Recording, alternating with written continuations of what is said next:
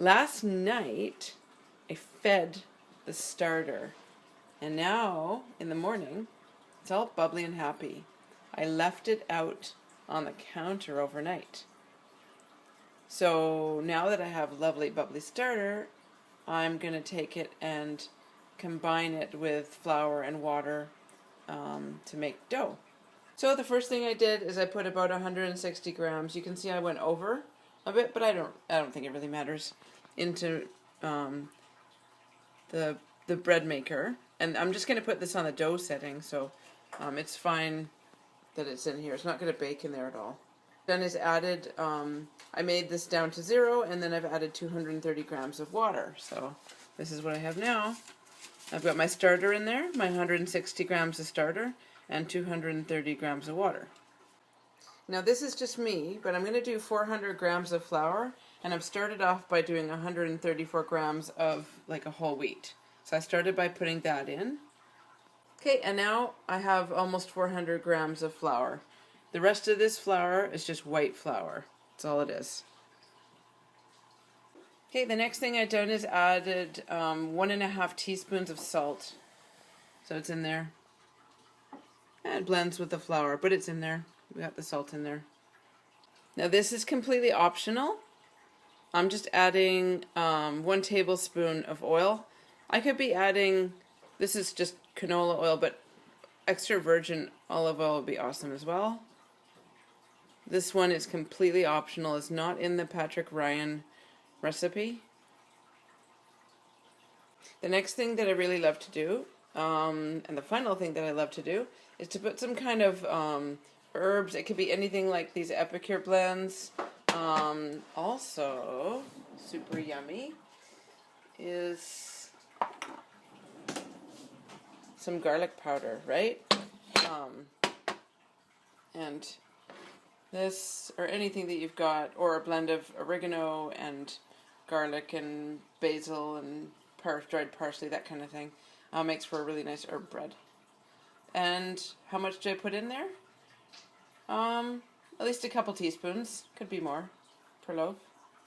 Alright, so everything's in here. I actually just sprinkled the pesto mix in, and I did about half a teaspoon of garlic powder, putting it in my bread machine, and I just have it on what they call dough pasta setting.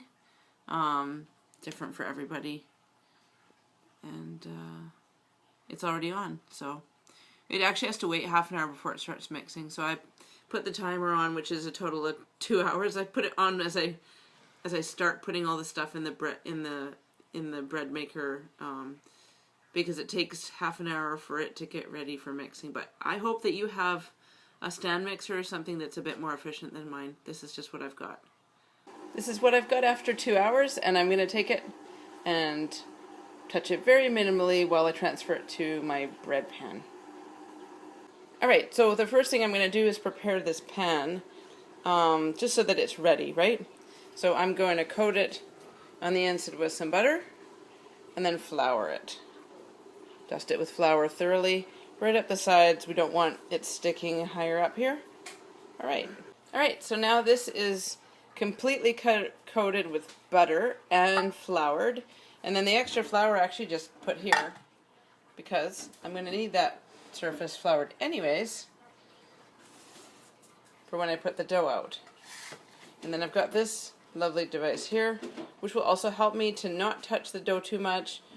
I needed this more when I was a beginner. Now I just kind of make sure that my fingers are really floured and it doesn't really stick very much to my fingers.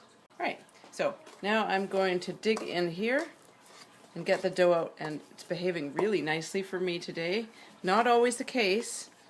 Not always the case. Sometimes you gotta kind of scoop and get remnants out of there.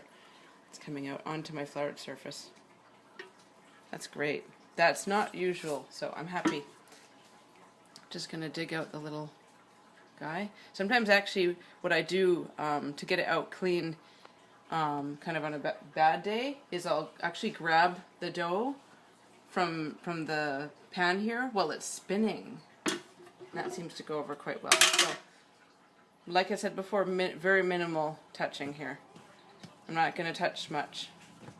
because it's really been kneaded a lot already in my bread machine, right? So I'm just forming like a, you know, like a loaf. And there's the pan. I'll just go like that. And then I just kind of poke it. He's going to go in the oven to rise in a minute. Stick the oven light on. I'm going to stick him in here. For rising. And now I'm going to stick a pan below him with boiling water as well in a minute. Here we are watching the pot that's boiling. Right on, so we got some water boiling. I'm not going to fill it up all the way. Just going to halfway so that it's nice and steamy. And then I'll put it in the oven on the bottom rack here. I'm just going to put it in on the bottom rack underneath the bread to rise. Right on. Okay, so it's risen quite a bit now over the loaf pan. I'm happy with that. And we're going to preheat now for 425 degrees. And I just left the water in the bottom of the oven there because it's going to provide a nice moist environment while the loaf is actually baking. Keep everything moist. So yeah, 425, and once it comes to temperature, we're going to bake this bread for 35 minutes in there. 35 minutes have passed. At 425, it's time to take the bread out.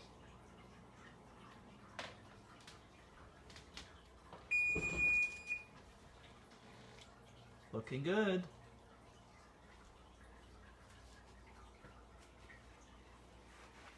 Put a glove on for safety.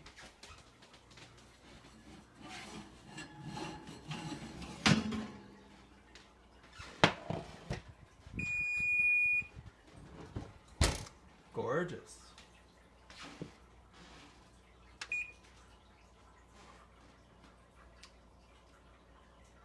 Another successful loaf.